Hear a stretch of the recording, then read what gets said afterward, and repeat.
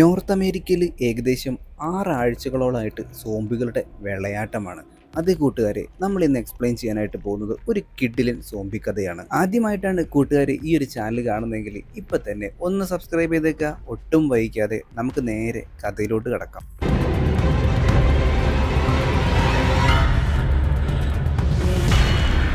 സിനിമയുടെ തുടക്കത്തിൽ തന്നെ നായികയായിട്ടുള്ള റോസിനെയാണ് കാണിക്കുന്നത്. ഈ ഒരു സോംബി ഔട്ട് ബ്രേക്ക് വന്നതോട് കൂടിയിട്ട് സോൾജിയേഴ്സ് ഒക്കെ വന്നിട്ട് ഇവരെ ഇവാക്യുവേറ്റ് ചെയ്യാൻ പോവാണ് ഒരു സ്റ്റേഡിയത്തിലേക്ക്.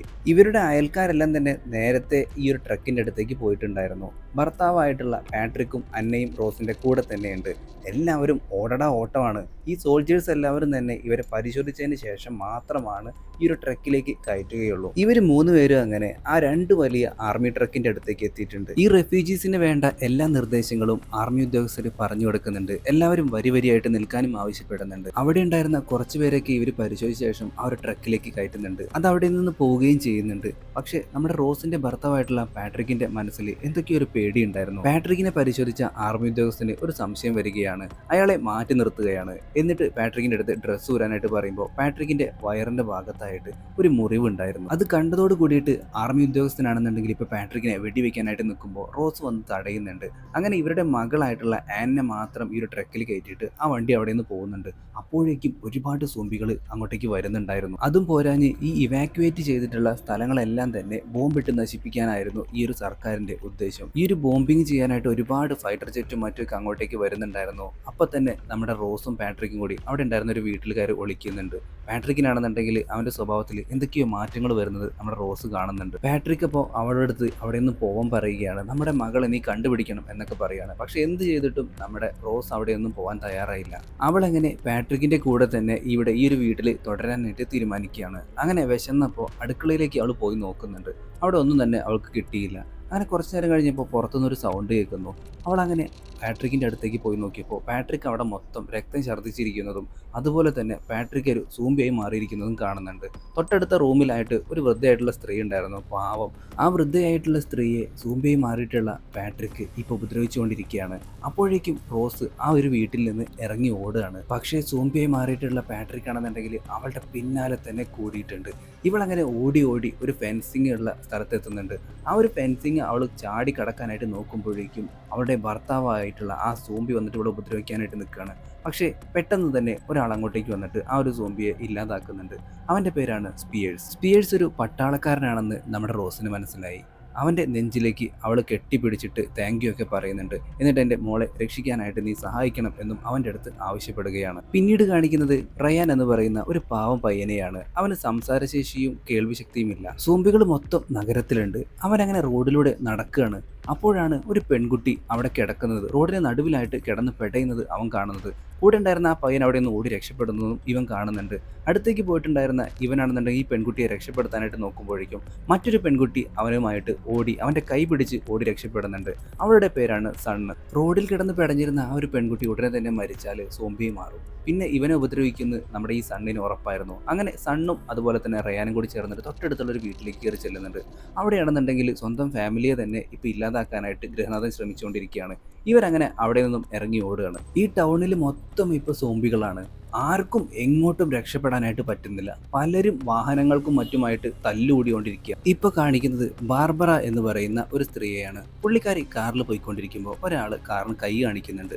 അവന്റെ പേര് ബെൻ എന്നായിരുന്നു. എനിക്ക് വഴിയൊക്കെ അറിയാം, ഞാൻ വണ്ടി ഓടിക്കാം, ഞാൻ നിങ്ങളെ ഹെൽപ്പ് ചെയ്യാം, എന്നെയും സ്റ്റേഡിയത്തിലേക്ക് കൊണ്ടുപോകുമെന്നൊക്കെ ചോദിച്ചപ്പോൾ പാവം തോന്നിയ നമ്മുടെ ബാർബറയാണെന്നുണ്ടെങ്കിൽ അയാളുടെ അടുത്ത് വണ്ടിയിലേക്ക് കയറാനായിട്ട് പറയുന്നുണ്ട്. പക്ഷേ ഈ ഒരു വണ്ടിയിലേക്ക് അയാൾ കയറിയപ്പോൾ തന്നെ അയാളുടെ സ്വഭാവം മാറി. ഇറങ്ങിപ്പോടി എന്നാണ് ഇയാൾ പറഞ്ഞുകൊണ്ടിരിക്കുന്നത്. തോക്കും കാണിച്ച് അവളുടെ അടുത്ത് ഭീഷണിപ്പെടുത്തുന്നുണ്ട്. പക്ഷേ ബാർബറയാണെന്നുണ്ടെങ്കിൽ പുറകിലത്തെ സീറ്റിലേക്ക് പോയിരിക്കുകയാണ്. പക്ഷേ അയാളൊന്നും തന്നെ പറയുന്നുമില്ല. പിന്നീട് കാണിക്കുന്നത് നേരത്തെ റോഡിൽ കിടന്ന് പെടഞ്ഞ് മരിക്കാനായിട്ടുണ്ടായിരുന്ന ഒരു പെൺകുട്ടി ഉണ്ടായിരുന്നില്ലേ, അതും അതിൻ്റെ ബോയ് ഫ്രണ്ടുമാണ്. ഈ പെൺകുട്ടിയാണെന്നുണ്ടെങ്കിൽ ബോയ് ഫ്രണ്ടിനെ ചുമ്മാ കയറി ചൊറിഞ്ഞുകൊണ്ടിരിക്കുമ്പോഴാണ് ഒരു വലിയ ബസ് വന്നിട്ട് ഈ പെൺകുട്ടി ഇടിച്ചിടുന്നത്. അതോട് കൂടിയിട്ടാണ് ഈ ഒരു പെൺകുട്ടി മരണപ്പെട്ടിട്ടുണ്ടായിരുന്നത്. ആ പയ്യനാണെന്നുണ്ടെങ്കിൽ തൽക്ഷണം അവിടെ നിന്ന് ഓടി രക്ഷപ്പെടുകയും ഈ ഒരു പെൺകുട്ടി പിന്നീട് സൂംബിയായി മാറിയിട്ട് എല്ലാവരെയും ആക്രമിക്കാനായിട്ട് ഓടിക്കൊണ്ടിരിക്കുകയാണ്. സോൾജിയേഴ്സ് വന്നിട്ട് ആ സ്റ്റേഡിയത്തിലേക്ക് എല്ലാവരെയും ഇവിടുന്ന് ഇവാക്യുവേറ്റ് ചെയ്ത് കൊണ്ടുപോകുന്നൊക്കെയുണ്ട്. പക്ഷെ പലർക്കും വീടിന്റെ പുറത്തേക്ക് പോലും ഇറങ്ങാനായിട്ട് പറ്റുന്നില്ല. ഒന്നാമത് ഈ ഒരു സോംബികളുടെ ശല്യം, പിന്നെ ഉള്ളത് മനുഷ്യന്മാരുടെ ശല്യം. അതായത് പലരും ഇപ്പൊ വാഹനങ്ങൾക്ക് വേണ്ടിയിട്ട് പോലും പോരെടുത്തോണ്ടിരിക്കുകയാണ്. ചില വണ്ടികളിലാണെന്നുണ്ടെങ്കിൽ ഫ്യൂവലൊന്നും ഇല്ല, എല്ലാം ഊറ്റി കൊണ്ടുപോയിട്ടുണ്ട് ആളുകൾ. സോൾജേഴ്സ് പരമാവധി അവരെ കൊണ്ട് പറ്റുന്ന പോലെയൊക്കെ ഇവാക്യുവേറ്റ് ചെയ്യുന്നുണ്ട്. പക്ഷേ എത്രയെന്ന് വെച്ചിട്ടാണ് ഇങ്ങനെ എന്നും തുടർന്നുകൊണ്ടിരിക്കുക? പിന്നീട് കാണിക്കുന്നത് സ്പിയേഴ്സിനെയും കുറച്ച് സോൾജേഴ്സിനെയുമാണ്. യഥാർത്ഥത്തിൽ നമ്മുടെ സ്പിയേഴ്സ് ആണെന്നുണ്ടെങ്കിൽ ഒരു കുറ്റവാളിയായിരുന്നു. അവനെയും കൊണ്ട് ഇപ്പൊ ഈ സോൾജേഴ്സ് ഒരു വീട്ടിലേക്കാണ് കയറി ചെല്ലുന്നത്. അവിടെ ഒരു ഫാമിലി ഉണ്ടായിരുന്നു. അപ്പൊ ഈ സോൾജേഴ്സ് പറയുന്നുണ്ട്, നിങ്ങൾ എത്രയും പെട്ടെന്ന് സ്റ്റേഡിയത്തിലേക്ക് എത്തണം, ഇവിടെ നിൽക്കാനായിട്ട് പാടില്ല എന്ന് പറഞ്ഞിട്ട് ആ ഒരു വീട് ഒഴിപ്പിക്കുന്നുണ്ട്. ഒരു സോൾജറെ മാത്രം ഈ ഒരു വീട്ടിൽ സ്പിയേഴ്സിനെ നോക്കാനായിട്ട് ഏൽപ്പിച്ചിട്ട് ബാക്കിയുള്ള സോൾജേഴ്സ് ഒക്കെ അവിടെ നിന്ന് പോകുന്നുണ്ട്. സ്പിയേഴ്സ് ആണെന്നുണ്ടെങ്കിൽ ഇപ്പൊ ഈ ഒരു പട്ടാളക്കാരനെ തന്റെ പരിധിയിലാക്കാനായിട്ട് ശ്രമിച്ചുകൊണ്ടിരിക്കുകയാണ്. നിനക്ക് എത്ര പണം വേണമെന്നുണ്ടെങ്കിലും ഞാൻ തരാം, നീ എന്നെ ഒന്ന് തുറന്നു വിട് എന്നൊക്കെയാണ് ഈ ഒരു പട്ടാളക്കാരൻ്റെ അടുത്ത് പറഞ്ഞുകൊണ്ടിരിക്കുന്നത്. പക്ഷേ അവനാണെന്നുണ്ടെങ്കിൽ രാഷ്ട്രബോധമുള്ളവനായിരുന്നു. പൈസ ഒന്നും കണ്ട ഞാൻ വീഴില്ല മോനെ എന്ന് പറഞ്ഞുകൊണ്ട് അവന് നേരെ തോക്കിക്കൊണ്ടാണ്. അപ്പോൾ സ്പിയേഴ്സ് പറയുന്നുണ്ട്, എനിക്കൊന്ന് മൂത്രം ഒഴിക്കണമെന്ന്.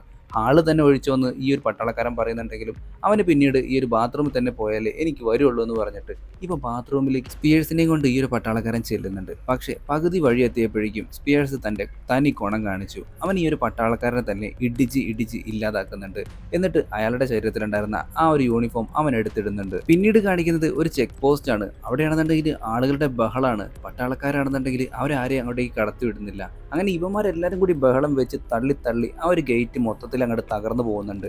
അതോട് കൂടിയിട്ട് സണ്ണാണെന്നുണ്ടെങ്കിൽ ഇപ്പോൾ ഓടിയിട്ട് ആ പാലം കടന്നിട്ട് അവിടെ ഉണ്ടായിരുന്ന ഒരു കാർ അവൾ കാണുന്നുണ്ട്. അവൾ എങ്ങനെയൊക്കെയോ ഈ ഒരു കാറിനുള്ളിലേക്ക് കയറുന്നുണ്ട്. ഒരുപാട് പേര് വന്നിട്ട് കാറിന്റെ ഡോർ തുറക്കാനായിട്ട് ശ്രമിക്കുന്നുണ്ട്. പക്ഷെ അപ്പോഴേക്കും ഈ ഒരു കാർ അവിടെ നിന്നും പോവുകയാണ്. ഒസം സ്പിയേഴ്സ് ആണെന്നുണ്ടെങ്കിൽ ഇപ്പോൾ അങ്ങോട്ടേക്ക് എത്തിയിട്ടുണ്ടായിരുന്നു. അവരും ഈ ഒരു കാറിനെ പിന്തുടർന്നുകൊണ്ടിരിക്കുകയാണ്. ഈ ഒരു കാർ പോകുന്നതും സ്റ്റേഡിയത്തിന്റെ അടുത്തേക്കാണ്. ഇപ്പൊ ഈ ഒരു കാർ ഓടിക്കുന്നത് വില്യം എന്ന് പറയുന്ന ഒരാളാണ്. അയാളുടെ കയ്യിലായിട്ട് ചോരപ്പാടുകളൊക്കെ കാണാം. അതിൽ നിന്ന് നമുക്ക് എന്ത് മനസ്സിലാക്കാം? ആരെയോ അവൻ തല്ലി ചതച്ചിട്ടാണ് ഈ ഒരു കാറിൽ ഇപ്പോൾ പോയിക്കൊണ്ടിരിക്കുന്നത്. വില്യം അപ്പോൾ ബാർബറയുടെ അടുത്തും സണ്ണിന്റെ അടുത്തും പറയുന്നുണ്ട്, ഞാനൊരു ഉപദ്രവകാരിയല്ല, ഞാൻ നിങ്ങൾക്ക് ഒരു ഉപദ്രവം ഉണ്ടാക്കുകയുമില്ല, എനിക്ക് എത്രയും പെട്ടെന്ന് തന്നെ സ്റ്റേഡിയത്തിലേക്ക് എത്തണം, എൻ്റെ മകൾ അവിടെയാണുള്ളത് എന്നൊക്കെ വില്യം പറഞ്ഞുകൊണ്ടേയിരിക്കുന്നുണ്ട്.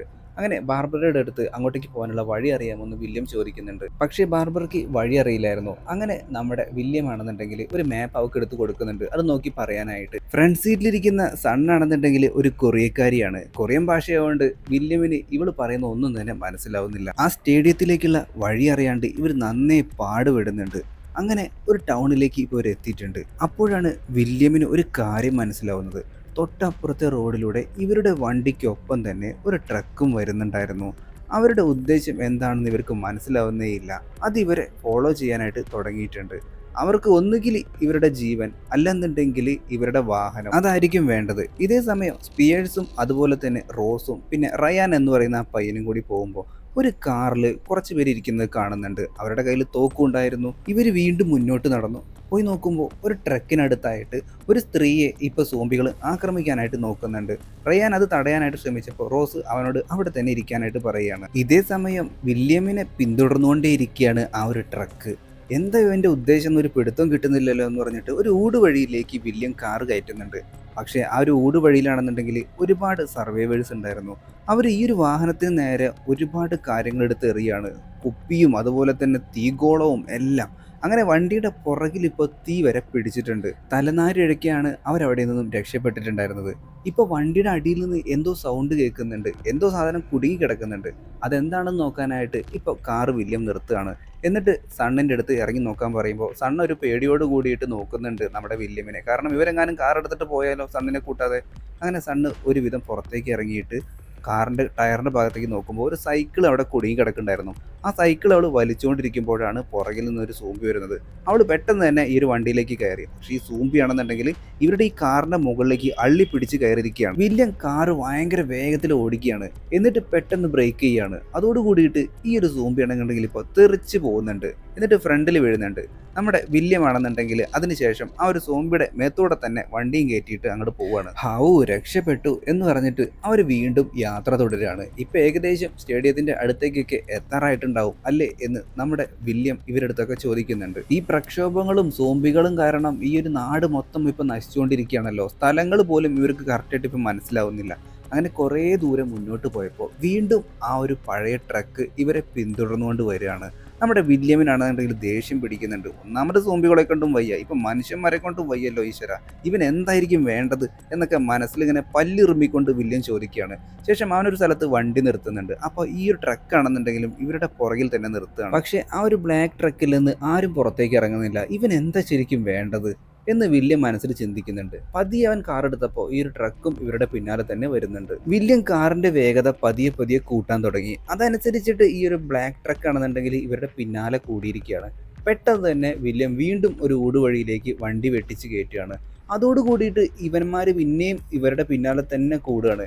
എന്താ സംഭവം ഒരു പിടുത്തം ഇവർക്ക് കിട്ടുന്നില്ല. വില്യം എന്നിട്ട് ഒരു ഊടുവഴിയിൽ ഇപ്പോൾ വണ്ടി നിർത്തിയിട്ടുണ്ട്, ഈ ഒരു ബ്ലാക്ക് ട്രക്ക് പോവട്ടെ എന്ന് വിചാരിച്ചിട്ട്. അപ്പോൾ കാറിനടുത്തേക്ക് ഒരു ചെക്കനും പെണ്ണും വരുന്നുണ്ട്. എന്നിട്ട് ഈ പെണ്ണ് പറയുന്നുണ്ട്, എന്റെ ശരീരം മൊത്തം ഞാൻ നിങ്ങൾക്ക് തരാം, എന്നെ വണ്ടിയിലേക്ക് കയറ്റുമോ എന്നൊക്കെ പറഞ്ഞിട്ട് ഓഫർ ചെയ്യാണ്. ബുദ്ധിമാനായിട്ടുള്ള വില്യം ആണെന്നുണ്ടെങ്കിൽ വണ്ടി നിർത്തിയില്ല, വണ്ടി അപ്പം തന്നെ എടുത്തിട്ട് അവിടെ നിന്നും പോവാണ്. സണ്ണാണെന്നുണ്ടെങ്കിൽ ഇപ്പൊ വില്യമിനെ നോക്കുന്നുണ്ട്, ഇയാൾ എന്താ ഇങ്ങനെ. വില്യമിന് അറിയാമായിരുന്നു എല്ലാം തരികിടകളാണെന്ന്, അതുകൊണ്ടാണ് അവൻ കാർ നിർത്താഞ്ഞത്. ഇതേ സമയം സ്പിയേഴ്സും റോസും ആണെന്നുണ്ടെങ്കിൽ ഇപ്പൊ നടന്ന് സ്റ്റേഡിയത്തിന്റെ അടുത്തേക്ക് എത്താറായിട്ടുണ്ട്. അവിടെയായിട്ട് ഇവർ നേരത്തെ കണ്ട കാറിലെ ആളുകളെ കാണുന്നുണ്ട്. അതിന്റെ പുറകെ സീറ്റിൽ ഒരു പാവം പെൺകുട്ടിയും ഉണ്ടായിരുന്നു.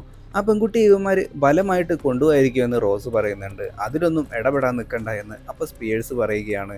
അവരുടെ അടുത്തുകൂടെ തന്നെ ഈ ഒരു കാറ് അപ്പോൾ പോകുന്നുണ്ട്. സ്പിയേഴ്സ് ആണെന്നുണ്ടെങ്കിൽ അതിന് നേരെ തോക്ക് ചൂണ്ടിക്കൊണ്ടാണ് അവന്മാർ ഈ ഒരു കാറെടുത്ത് അവിടെ നിന്നും പോകുന്നത്. അതിലെ പെൺകുട്ടി ഇവരെ തന്നെ നോക്കുന്നുണ്ടായിരുന്നു. ഇതേ സമയം വില്യമും ബാർബറയും സണ്ണാണെന്നുണ്ടെങ്കിൽ ഇപ്പൊ ജോളി ആയിട്ടാണ് പോയിക്കൊണ്ടിരിക്കുന്നത്. ആ ട്രക്കിലുണ്ടാവുമാർ ഇനി വരില്ല എന്നുള്ള വിശ്വാസത്തോട് കൂടിയിട്ട്. പക്ഷെ പറഞ്ഞു തീർന്നില്ല, ഇവരുടെ അടുത്തുകൂടെ ഈ ഒരു ട്രക്ക് ഇപ്പോൾ വരികയാണ്. എന്നിട്ട് ഇവരുടെ കാറിൽ ഇടിക്കാനായിട്ട് തുടങ്ങിയിട്ടുണ്ട്. ഇത് കുറേ തവണ ആവർത്തിച്ചപ്പോൾ വില്യമിനും ദേഷ്യം പിടിക്കുന്നുണ്ട്. വില്യം അവന്റെ കാർ എടുത്തിട്ട് ഈ ഒരു ബ്ലാക്ക് ട്രക്കിന്റെ പുറകിൽ പോയിട്ടും ഇടിക്കുന്നുണ്ട്. ശേഷം ഇവർ രണ്ട് കൂട്ടരും കൂടി ചേർന്നിട്ട് ഇപ്പൊ ഒരു വലിയ ട്രക്കിലേക്ക് ഇടിച്ചങ്ങോട്ട് കയറാണ്. അതോടുകൂടി പുറകിൽ ഇരുന്നിരുന്ന ബാർബറ സീറ്റ് ബെൽറ്റ് ഇട്ടിട്ടുണ്ടായിരുന്നില്ല. പുള്ളിക്കാരി അങ്ങോട്ടേക്ക് തെറിച്ചു വീഴുകയും തൽക്ഷണം മരിക്കുകയും ചെയ്യുന്നുണ്ട്. കുറച്ചു നേരം കഴിഞ്ഞപ്പോഴാണ് നമ്മുടെ വില്യമിന് ബോധം വരുന്നത്. അവൻ സണ്ണിനെയും കൂട്ടിയിട്ട് അവിടെ നിന്നും ഓടി രക്ഷപ്പെടാനായിട്ട് നോക്കുകയാണ്. കാരണം മറ്റു സോംബികളൊക്കെ അങ്ങോട്ടേക്ക് വരുന്നുണ്ട്. ഈ ബ്ലാക്ക് ട്രക്കിലുണ്ടാവുമാരും അങ്ങോട്ടേക്ക് ഓടി വരുന്നുണ്ട്. ഇവരങ്ങനെ ഓടിയിട്ട് അവിടെ ഉണ്ടായിരുന്ന ഒരു ഡൈനിങ്ങിലേക്ക് കയറുന്നുണ്ട്, അതായത് ഒരു ചെറിയ റെസ്റ്റോറൻറ്റ്. ഇതേ സമയം നമ്മുടെ സ്പിയേഴ്സും സംഘവും ആണെന്നുണ്ടെങ്കിൽ ഒരു സ്കൂളിൻ്റെ അടുത്ത് എത്തിയിട്ടുണ്ട്. അവിടെ ഒരു മനുഷ്യനെ കാണുന്നുണ്ട്. അയാളുടെ അടുത്ത് നിങ്ങളെന്താ ഇവിടെ ചുമ്മാ നടക്കുന്നതെന്ന് നമ്മുടെ സ്പിയേഴ്സ് ചോദിക്കുന്നുണ്ടെങ്കിലും അയാൾ മൈൻഡ് ചെയ്യാതെ അവിടെ നിന്ന് പോവുകയാണ്. ഇന്ന് രാത്രി ഇവിടെ തങ്ങാ എന്ന് പറഞ്ഞുകൊണ്ട് ഇവരെല്ലാവരും കൂടി ചേർന്നിട്ട് ഈ ഒരു സ്കൂളിൻ്റെ അകത്തേക്ക് കയറാണ്. ഒരാളെ പോലും അവർക്ക് അവിടെ കാണാനായിട്ട് പറ്റുന്നില്ല. വളരെ സേഫ് ആയിട്ടുള്ള ഒരു റൂം കണ്ടുപിടിക്കാനായിട്ട് ഇപ്പോൾ അകത്തേക്ക് കയറിക്കൊണ്ടിരിക്കുകയാണ് ഇവരെല്ലാവരും. ഇപ്പോൾ കാണുന്നവനാണ് ലാൻസ്. അവനാണെന്നുണ്ടെങ്കിൽ അവിടെ മൊത്തം പരിശോധിക്കുന്നുണ്ട്. എന്തെങ്കിലും തരത്തിലുള്ള മെഡിസിൻസും മറ്റുമൊക്കെ കളക്ട് ചെയ്യാനായിട്ട് പറ്റുമെന്ന് അവൻ നോക്കിക്കൊണ്ടിരിക്കുകയാണ്. അങ്ങനെ ഇവരെല്ലാവരും കൂടി ചേർന്ന് അവിടെ തിരഞ്ഞപ്പോൾ ആരും തന്നെ അവിടെ ഇല്ലെന്ന് ഇവർക്ക് ഉറപ്പായി. അന്ന് രാത്രി ഇവിടെ തന്നെ കഴിയാമെന്ന് അവർ തീരുമാനിക്കുകയാണ്. ശേഷം പുറത്തേക്കുള്ള ഡോറുകളെല്ലാം തന്നെ അവർ ക്ലോസ് ചെയ്യുന്നുണ്ട്. ഈ സാധനങ്ങളൊക്കെ എടുത്തു മാറ്റുന്നതിൻ്റെ ഇടയ്ക്ക് അവിടെ ഒരു മ്യൂസിക്കൽ ഇൻസ്ട്രുമെൻ്റ് ഉണ്ടായിരുന്നു. നമ്മുടെ ഡെഫായിട്ടുള്ള ആ റയാൻ എന്ന് പറയുന്ന പയ്യൻ അതിൻ്റെ അടുത്ത് അടിക്കാനായിട്ട് നിൽക്കുമ്പോൾ റോസ് തടയുന്നുണ്ട്. അതിനുശേഷം നമ്മുടെ ലാൻസും അത് ചെയ്യാനായിട്ട് നിന്നപ്പോൾ മിണ്ടാതൊന്നും ഇവിടെ ഇരിക്കടാ എന്ന് പറഞ്ഞുകൊണ്ട് നമ്മുടെ സ്പിയേഴ്സ് ആണെന്നുണ്ടെങ്കിൽ അവൻ്റെ കൊങ്ങി കയറി പിടിക്കുന്നുണ്ട്. ആ സോംബികളെ ഇങ്ങോട്ടേക്ക് വിളിച്ചു വരുത്തല്ലേ എന്ന് സ്പിയേഴ്സ് എല്ലാവരുടെ അടുത്തും ദേഷ്യത്തോടു കൂടി പറയുകയാണ്. നിങ്ങളെല്ലാവരും കിടന്നോളൂ, നമുക്ക് രാവിലെ തന്നെ ഇവിടെ നിന്ന് യാത്ര തിരിക്കാമെന്ന് പറഞ്ഞിട്ട് ഇവർക്ക് കാവലാളായിട്ട് നമ്മുടെ സ്പിയേഴ്സ് അവിടെ ഒരു കസേരട്ടിരിക്കുകയാണ്. അപ്പോൾ അവന് കൂട്ടായിട്ട് റോസും വരുന്നുണ്ട്. റോസ് അവളുടെ കാര്യങ്ങളൊക്കെ അവൻ്റെ അടുത്ത് പറയുകയാണ്. അതായത് അവളുടെ ഭർത്താവ് ഒരു സോംബിയായി മാറിയിട്ടുണ്ടായിരുന്നു, പിന്നെ അന്ന എന്ന് പറയുന്ന ആ മകളെയാണെന്നുണ്ടെങ്കിൽ ഇപ്പോൾ സ്റ്റേഡിയത്തിലേക്ക് അവർ കൂട്ടിക്കൊണ്ടുപോയിട്ടുണ്ട് എന്നുള്ള കാര്യങ്ങളൊക്കെ. കുറച്ച് നേരം കഴിഞ്ഞപ്പോൾ ഈ ഒരു റൂഫിൽ നിന്ന് എന്തൊക്കെയോ സൗണ്ടുകൾ ഇവർ കേൾക്കുന്നുണ്ട്. അങ്ങനെ സ്പിയേഴ്സ് ആണെന്നുണ്ടെങ്കിൽ ബാക്കിയുള്ള എല്ലാവരെയും വിളിച്ചുണർത്തുന്നുണ്ട്. ശേഷം അവർ തെരച്ചിൽ ആരംഭിച്ചു. കുറച്ച് ദൂരം മുന്നോട്ടേക്ക് പോയപ്പോൾ അവിടെ ഒരു ചെറിയ പയ്യൻ നിൽക്കുന്നത് ഇവർ കണ്ടു. ആ പയ്യനെയും രക്ഷിക്കാമെന്ന് റോസ് അപ്പോൾ പറയുന്നുണ്ട്. റോസിനെ കൂടാതെ ബാക്കിയുള്ളവരും നിർബന്ധം പിടിച്ചുകൊണ്ടിരിക്കുകയാണ്. പക്ഷേ അതൊരു കെണിയാണെന്ന് നമ്മുടെ സ്പിയേഴ്സിന് നേരത്തെ തന്നെ മനസ്സിലായിട്ടുണ്ടായിരുന്നു. ഈ റയാൻ ആണെന്നുണ്ടെങ്കിൽ ആ കുട്ടിയുടെ പിന്നാലെ ഓടുകയാണ്. സ്പിയേഴ്സ് അവനെ തടയുകയും ചെയ്തു. പക്ഷേ ഇപ്പോൾ സ്പിയേഴ്സ് ഒഴികെ ബാക്കിയുള്ള എല്ലാവരും ആ ഒരു പയ്യനെയും തങ്ങളുടെ കൂടെ കൂട്ടണം, അവനെയും രക്ഷിക്കണം എന്നാണ് പറഞ്ഞുകൊണ്ടിരിക്കുന്നത്. സ്പിയേഴ്സ് ആണെന്നുണ്ടെങ്കിൽ ഒടുവിൽ സമ്മതിക്കുകയും ചെയ്തു. അങ്ങനെ ഒരു രണ്ട് ടീമായിട്ട് തെരച്ചിൽ നടത്താൻ തീരുമാനിക്കുകയാണ്. സ്പിയേഴ്സും പിന്നെ അതുപോലെ തന്നെ ലാൻസും കൂടി ചേർന്നിട്ടാണ് ഈ തെരച്ചിലിന് പോകുന്നത്. അതുപോലെ തന്നെ നമ്മുടെ റയാനും റോസും കൂടി മറ്റൊരു സ്ഥലത്തേക്ക് തെരച്ചിലിനായിട്ട് പോകുന്നുണ്ട്. ഈ ഒരു കുട്ടിയാണെന്നുണ്ടെങ്കിൽ ഇവരെ കാണുമ്പോൾ തന്നെ ഓടി എങ്ങോട്ടേക്ക് മറയുകയാണ്. ഇവരാണെന്നുണ്ടെങ്കിൽ വിട്ടുകൊടുക്കുന്നില്ല. ആ ഒരു കുട്ടിയെ അന്വേഷിച്ച് പോയിക്കൊണ്ടേയിരിക്കുകയാണ്. ഇപ്പോൾ ഒരു ബാത്റൂമിലേക്ക് എത്തിച്ചേർന്നിട്ടുണ്ട്. അവിടെയാണെന്നുണ്ടെങ്കിൽ ആ ബാത്റൂമിൻ്റെ ഉള്ളിലായിട്ട് ഒരുപാട് കുട്ടികളെ ഇങ്ങനെ കൊന്നിട്ടിരിക്കുന്നത് ഇവർ കാണുന്നുണ്ട്. ആ ഒരു കാഴ്ച കണ്ടിട്ട് നമ്മുടെ റയാനാണെന്നുണ്ടെങ്കിൽ ഇപ്പോൾ തലകറക്കവും മറ്റൊക്കെ വരുന്നുണ്ട്. നമ്മുടെ റോസ് ആണെന്നുണ്ടെങ്കിൽ അവനെ സമാധാനിപ്പിക്കുന്നുണ്ട്. റോസും ആ ഒരു കാഴ്ച കണ്ടിട്ട് അവൾക്കും വല്ലാത്തൊരു അവസ്ഥയാണ്. കുറച്ച് നേരം കഴിഞ്ഞ് അവൾ എഴുന്നേറ്റ് നോക്കുമ്പോൾ ഈ ഒരു പയ്യനെ, അതായത് റയാനെ കാണാനില്ല.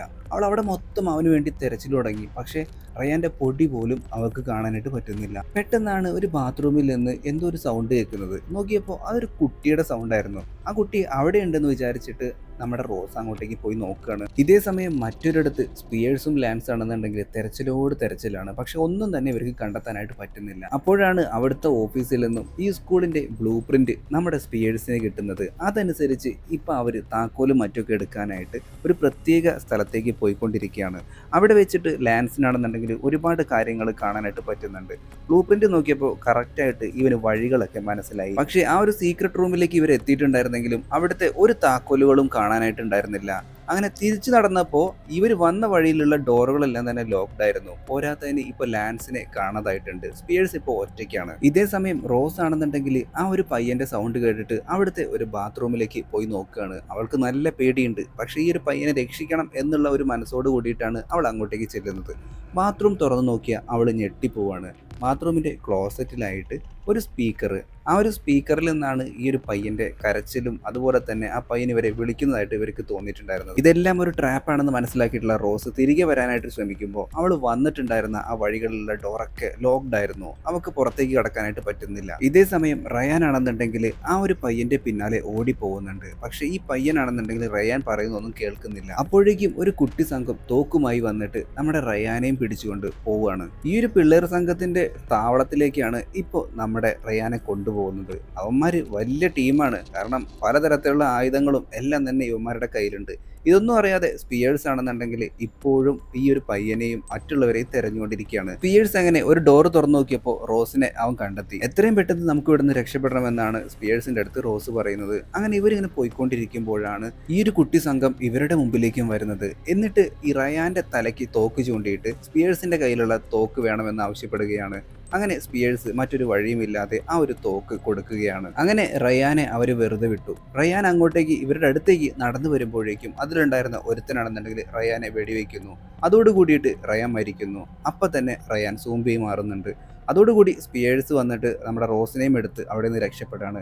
ഇപ്പോൾ റയാൻ ആണെന്നുണ്ടെങ്കിൽ ഒരു സൂംബിയായി മാറിയിട്ട് ഇവരെ രണ്ടുപേരെയും ഉപദ്രവിക്കാനായിട്ട് വന്നുകൊണ്ടിരിക്കുകയാണ്. റോസും സ്പിയേഴ്സും ആണെന്നുണ്ടെങ്കിൽ റയാന്റെ കയ്യിൽ നിന്ന് രക്ഷപ്പെടാനായിട്ട് ഓടിക്കൊണ്ടിരിക്കുകയാണ്. ഇതേ സമയം ഈ കുട്ടികളാണെന്നുണ്ടെങ്കിൽ ഇവർ ഓടി രക്ഷപ്പെടുന്നതൊക്കെ കണ്ടിട്ട് അവരെ കളിയാക്കി ചിരിക്കുകയാണ്. അങ്ങനെ ഒരുവിധം സ്പിയേഴ്സും റോസും കൂടി ഈ ഒരു സ്കൂളിന്റെ പുറത്തേക്കുള്ള വാതിലിൻ്റെ അടുത്തെത്തി. പുറത്തേക്ക് കടന്നപ്പോൾ തന്നെ ഒരു വൃദ്ധനായിട്ടുള്ള മനുഷ്യൻ ഈ ഒരു സ്കൂളിന്റെ വാതിൽ അടയ്ക്കാനായിട്ട് അവരെ സഹായിക്കുന്നുണ്ട്. എന്നിട്ടൊരു യാത്ര പോലും പറയാതെ അയാൾ അവിടെ നിന്നും പോവുകയാണ്. സ്പിയേഴ്സും റോസും ആണെന്നുണ്ടെങ്കിൽ അയാളുടെ പിന്നാലെ പോകുന്നുണ്ട്. ഒരു കുട്ടിയാണെന്നുണ്ടെങ്കിൽ ഇവരെ തന്നെ നോക്കി നിൽക്കുകയും ചെയ്യുന്നുണ്ട്. പോരാത്തതിന് ഇവർ അടച്ചെന്ന് വിചാരിച്ച ആ ഒരു ഡോർ ആണെന്നുണ്ടെങ്കിൽ ഇപ്പോൾ അടഞ്ഞിട്ടുണ്ടായിരുന്നില്ല. ഈ ഒരു സീൻ കാണിച്ചുകൊണ്ടാണ് ഇന്നത്തെ വീഡിയോ അവസാനിക്കുന്നത്. ഈ ഒരു സീരീസ് തുടരണോ വേണ്ടയോ എന്നുള്ള കാര്യം നിങ്ങൾ കമൻ്റ് ആയിട്ട് രേഖപ്പെടുത്തുക.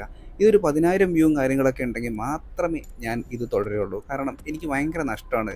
ഈ സീരീസ് ചെയ്യുമ്പോൾ എന്ന് പറഞ്ഞാൽ ഒരുപാട് സമയമെടുക്കും. അത്രയും എപ്പിസോഡുകൾ കണ്ടു ചെയ്തതിന് ശേഷം മാത്രമേ നമുക്ക് എഡിറ്റിങ്ങും ഡബിങ്ങും ഒക്കെ ചെയ്യാനായിട്ട് പറ്റുള്ളൂ. ഏകദേശം 8-9 മണിക്കൂറോളം നീണ്ടിട്ടുള്ള ഒരു ചെറിയ പ്രോസസ്സാണ്. അതുകൊണ്ടാണ് ഞാൻ സീരീസ് ചെയ്യാനായിട്ട് മടിക്കുന്നത്. ചെയ്യുകയാണെങ്കിൽ തന്നെ 2-3 എപ്പിസോഡ് ഒരുമിച്ചൊക്കെ ഇതേപോലെ ചെയ്യുള്ളൂ. ഇതൊരു സീരീസാണ്, അല്ലെങ്കിൽ ഇതിലെ എല്ലാ എപ്പിസോഡുകളും കണ്ടാലേ കഥ മനസ്സിലാവുന്നു എന്നുള്ള രീതിയിലൊന്നുമല്ല ഞാനിതിപ്പോൾ എക്സ്പ്ലെയിൻ ചെയ്തിട്ടുള്ളത്. അതുകൊണ്ട് ഇതൊരു സിനിമയായിട്ട് നിങ്ങൾ വേണമെങ്കിൽ കണക്കിലെടുത്താൽ മതി.